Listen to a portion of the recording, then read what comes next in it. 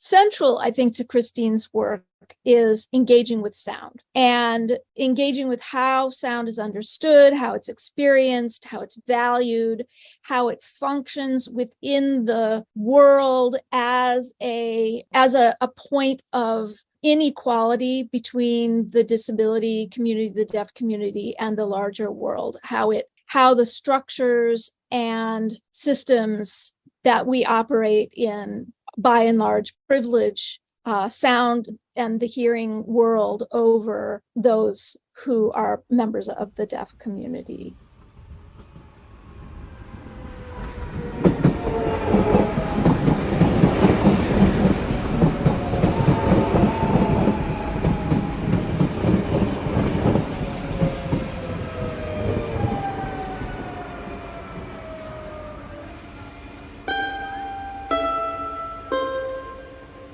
Welcome to Towards a Kinder Public, a podcast dedicated to designing kinder public space that better meets our interconnected needs.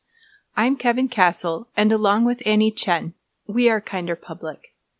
We are so fortunate to be able to share this conversation with Rachel Seligman, the Assistant Director for Curatorial Affairs and the Malloy Curator at the Frances Young Tang Teaching Museum and Art Gallery at Skidmore College in Saratoga Springs, New York.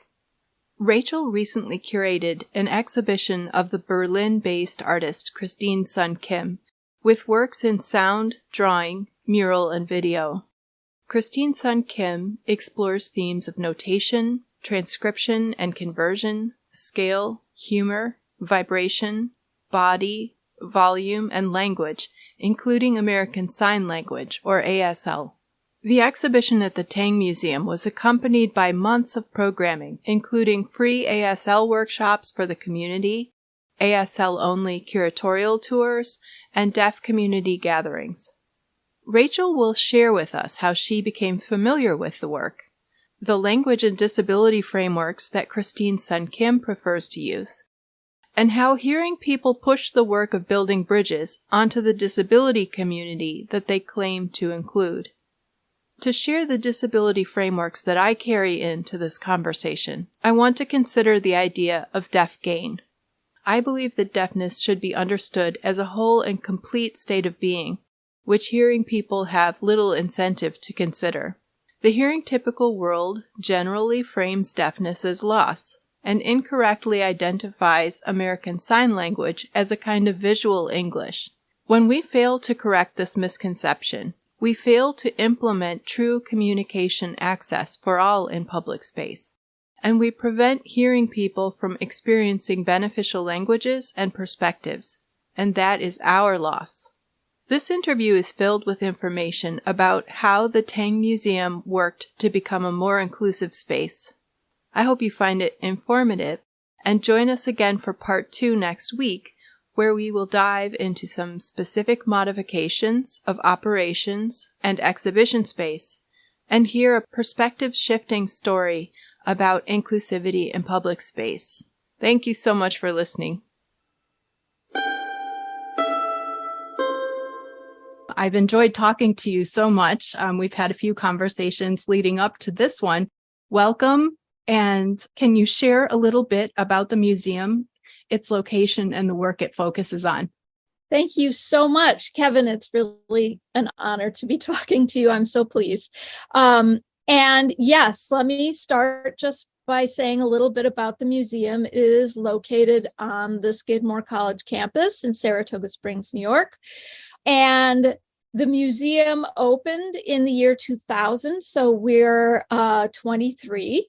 And we're an academic museum, which means that we have a mission to engage and to be a space of teaching and learning for our campus community.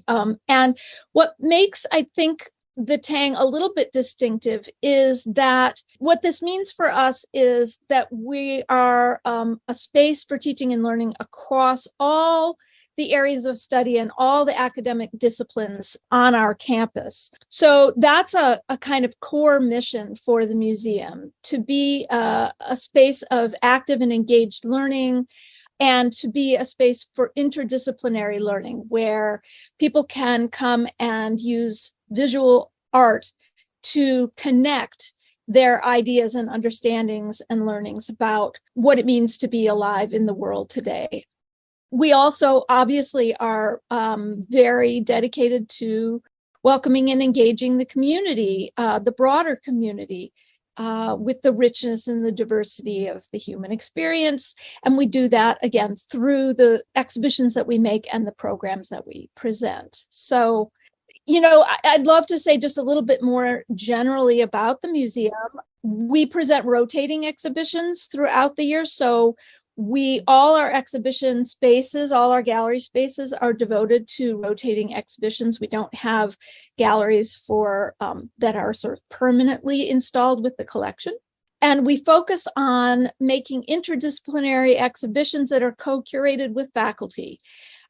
We also make one-person exhibitions of artists that we consider to be sort of under-recognized within the modern and contemporary art canon. And so we're looking to kind of reinsert them into the discourse. And we also do one-person exhibitions of mid-career artists for whom this might be their first solo exhibition in a museum. And we also do a lot of exhibition making that's course-based, so working with students in classes. All of our curatorial program is really developed with an eye towards connecting with the issues and scholarship and questions that are being grappled with by our on-campus community or the community at large, around the country, around the world. So we want to be a place where people can ask hard questions, grapple with difficult issues, and think deeply about the human experience. I love that. Thank you so much for sharing that. I love the idea also that you're presenting a place where people can grapple with some issues that are difficult and challenging, and this is the place that you will be supported and safe to do so. Exactly. Yeah. Mm-hmm. You have curated a wonderful exhibition of the artist Christine Sun Kim's work. Can I ask what drew you to this work, and when did you first start thinking about her work in a curatorial sense? And can you talk about the show and the works you have put together for the exhibition at the Tang Museum? Yes, I first encountered Christine's work in 2013, so about 10 years ago. And I was introduced to it by a student of ours who was interning at the curatorial department here at the Tang. And this student was a member of the deaf community, and she told me I should show Christine's work. And I'm forever grateful to her for that, because I was drawn to it immediately. I was drawn to it because it approached sound-based art from a direction that I had not really seen before, and which I found really compelling and moving. At that time, Christine was creating visualizations of sound using speakers and subwoofers to move pigment around on paper. So she was basically creating drawings made by sound waves. I immediately began thinking about her work in terms of, being a curator who wanted to show her work at the Tang and wanted to introduce that work to our communities here at Skidmore and in Saratoga. And my first impulse actually was, and what I invited her to do at that time, was to work on something for our elevator, where we have a series called Elevator Music, which is all sound-based art. So Christine and I communicated about that idea in 2013, 2014, but she had just moved to Berlin, and she wasn't really in a position to create a site-specific work back in the US at that time.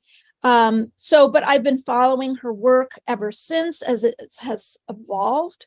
And it's evolved quite a bit over the last decade. And I've been sort of waiting for the right moment to show her work ever since. So I would say that this show took shape in 2020 is when it sort of began. And it's a curatorial collaboration between several venues. So I do want to give credit where credit is due to everyone who was involved in making a solo show of Christine's work possible. The Contemporary Art Gallery in Vancouver, Remy Modern, which is a great museum in Saskatchewan, in Saskatoon, and the Gund Gallery at Kenyon College in Ohio, and the Tang at Skidmore. We all collaborated together to put this show together. It's about 40 artworks, and most of them are borrowed from lenders, from collectors. So it's a big project to do that, to pull all of that together. The show is drawings, videos, murals, and sound work. And it's from about the last 10 years. So it's a kind of mid-career survey, I would say.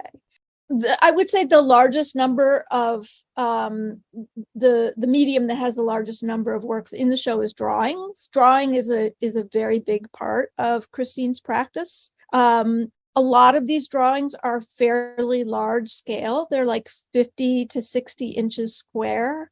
So they're very sort of human scale. And they're almost all charcoal on paper. So black and white is the kind of dominant color scheme of the show. There are also 2 murals in the show, one of which is a brand new site-specific piece that incorporates a big, painting on the wall, but also framed drawings that hang on top of that mural. So there's I think a general sense in the show of a kind of large scale, which we could talk about at some point, sort of the conceptual underpinnings of Christine's use of scale. That's a great overview of how the works look and the scale and what the experience is in the space. We will touch on many of these concepts in more depth later in our discussion, but for the purposes of establishing our language and frameworks, can you explain the words that Christine Sun Kim prefers and uses to talk about herself, her linguistic community, and her art practice? I just want to get the language established for our conversation.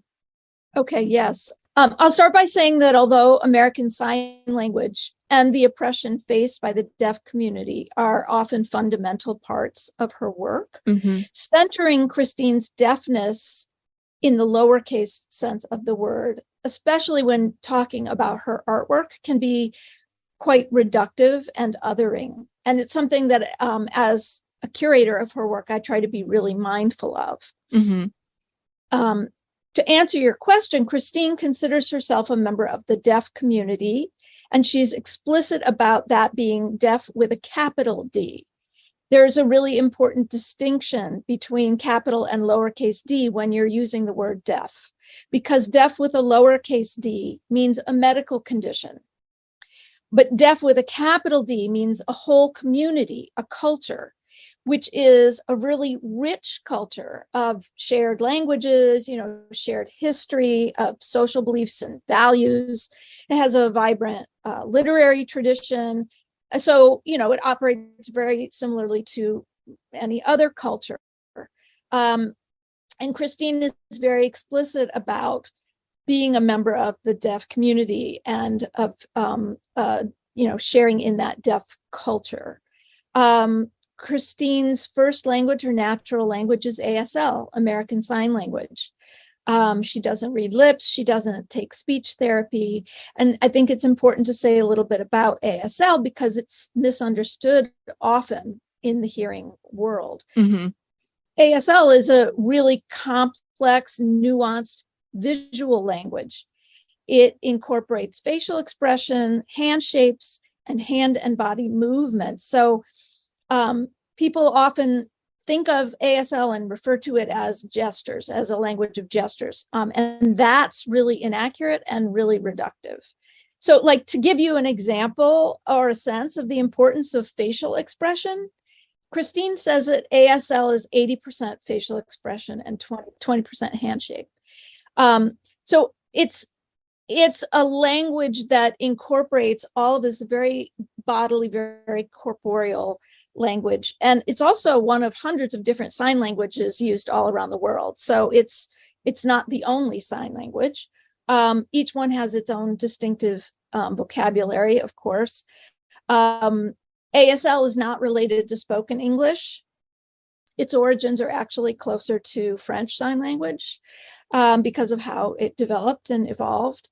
Someone who's signing in French Sign Language would have an easier time being understood by someone who's signing an ASL than, say, between an ASL speaker and a British Sign Language speaker. Those languages, even though in spoken language, they're very almost the same, in sign language, they're nothing like each other. So the origins of these languages and how they evolve and how they exist is completely independent of spoken language. And ASL has an entirely different grammar and entirely different syntax than spoken English. And of course, people who use ASL, who speak ASL, often rely on an interpreter when they're communicating with someone who uses spoken language. And it's important to know that in most cases that the person who's doing that work is called an interpreter and not a translator. So, I mean, I could say a lot more about ASL if you would like, but I'm also happy to say a little bit more about languages and framework. I think it was really helpful, and I think that I would just like to go back and touch on something which you did mention, which is that deaf with a small d is referring to a medical condition, and deaf with a capital D is referring to a linguistic community. Is that correct? Yes, I would say that's correct. But I would say that deaf with a capital D is referring to a community that certainly is anchored linguistically, but that incorporates members who may also speak spoken languages, may have partial deafness as opposed to being entirely deaf. And so capital D deaf community or deaf culture is, again, like any other culture, extremely varied. It is not a monolith. There's not a sort of one size fits all. There's many different ways to be a member of the deaf community. And there are many different kinds of ways of understanding yourself to be a member of the deaf community. So it could be that you are deaf with a lowercase d, but don't really understand yourself to be part of the deaf community. And certainly there are hearing individuals who are part of deaf community in various ways. And that I think is most clearly understood, because that might seem a little counterintuitive, but I think if you think about family members, that's a really good way to think about it. So you might be a coda, a child of a deaf adult, and you might understand yourself to be part of the deaf community because of that family connection and having grown up with deaf parents, for example. Having explained that, can you touch on the works and the concepts that she deals with in her artwork and that are presented in your show? Central, I think, to Christine's work is engaging with sound and engaging with how sound is understood, how it's experienced, how it's valued, how it functions within the world as a point of inequality between the disability community, the deaf community, and the larger world. How the structures and systems that we operate in, by and large, privilege sound and the hearing world over those who are members of the deaf community. I would say that Christine's work is really about experiencing sound not orally, that is in the sense of hearing it through your ears, but rather thinking about the visual manifestations of sound, the physical experience of sound, and the political dimensions that sound inhabits. And for those of us who are hearing, it's really, I think, important for us to begin to see the ways in which sound operates for those who are members of the deaf community. it's not accurate to say that members of the deaf community have no experience of sound. In fact, members of the deaf community have an incredibly intimate and intense understanding of sound. It's just different from the one that we have as hearing individuals. And it's really important for us, I think, to begin to understand sound in these other dimensions, because it helps us to understand the lived experience of other people in our communities. Mm-hmm. I would say that for over the last 10 years, I was talking about the show really is kind of a survey of the last 10 years or so. And over that time, Christine has really refined a very singular kind of dryly humorous approach to making work, and a formal vocabulary that's quite distinctive and recognizable.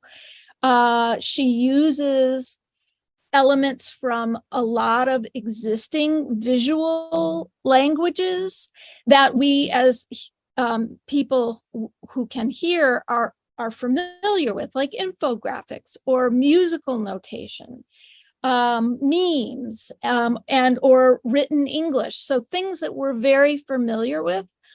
And she combines them and employs them in different moments in different works, both to create a kind of clarity of communication across this difference of language, but also to kind of harness the power of those existing languages and what they mean to the hearing world as a kind of conceptual strategy for communicating about how she is experiencing the structures and systems of this world. One of the major visual vocabularies that you see a lot in her work that's in this show is her use of musical notation, by which I mean musical notes, staff lines, and things like dynamic markings like forte markings and piano markings, and also the kind of arced line of that indicates a legato, a certain style of playing, a smooth connecting of musical notes. Mm-hmm. And so she is, with those musical notations, she's really asking us to think about the power and the history of music in our cultures.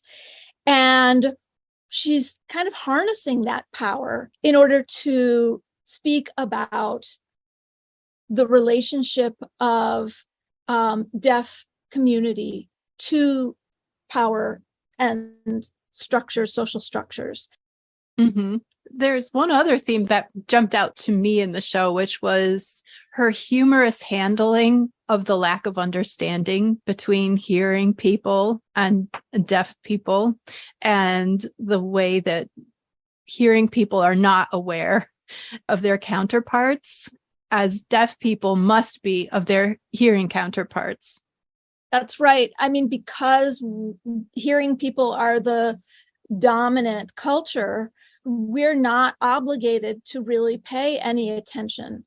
But if you're a member of the deaf community, you have to navigate within this system that isn't constructed with you in mind. And so you're always reminded of, and you're always having to negotiate your basic existence within that world, which is exhausting. Mm-hmm. And some of her work is about that too. It's about the toll that all of that additional effort and labor takes on the physical and psychological, health of the individual. But yes, humor is a strategy that she has employed, and which I think is extremely effective.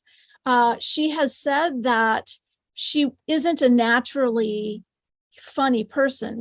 This is something that she cultivated over time, as a tool, as a strategy for engaging with people across difference, and when engaging with people over, very challenging content. And that humor is a bridge that connects us and reminds us of our shared humanity, and is therefore one of a number of kind of strategies that she uses in order to get people's attention and connect them and sort of disarm or drop their defenses, so that there's space there for people to actually come to these ideas in an open way and potentially recognize themselves or their part in these systems and oppressions that are sort of part of the daily life of members of the deaf community. Christine is very clear that she's not speaking for the deaf community at large. She's speaking only for herself, and her work very much comes from a place of her individual experience. Mm-hmm.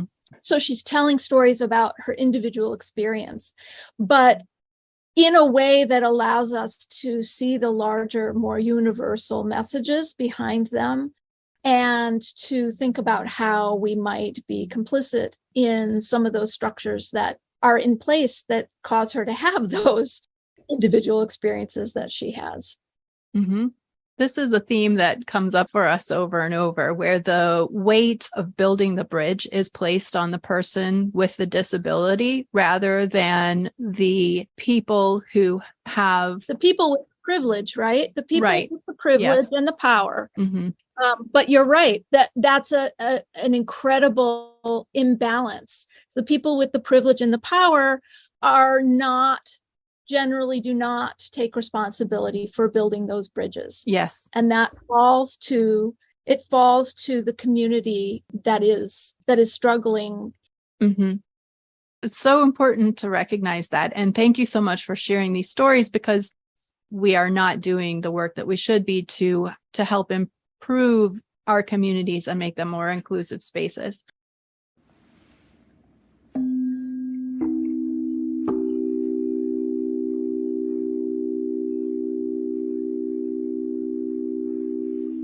Join us again for part 2 next week, and be sure to check out our website, kinderpublic.com, for more information about our guest and the topic, as well as a full transcript of the conversation, which can be found on the podcast page. A captioned episode is available on our YouTube channel, where we are at Kinder Public. You can also find us on Instagram, Facebook, and Twitter. If you have enjoyed an episode of Towards a Kinder Public, we would love your help in sharing the episode with others. Please also leave us a rating and a review. It helps us make our topics more visible, and we really appreciate your support. If you want to share information about the accessibility of public space and places that are doing things right, email podcast@kinderpublic.com. I'm Kevin Castle. My guest has been Rachel Seligman, the Assistant Director for Curatorial Affairs and the Malloy Curator at the Tang Museum in Saratoga Springs, New York. Have a very good week.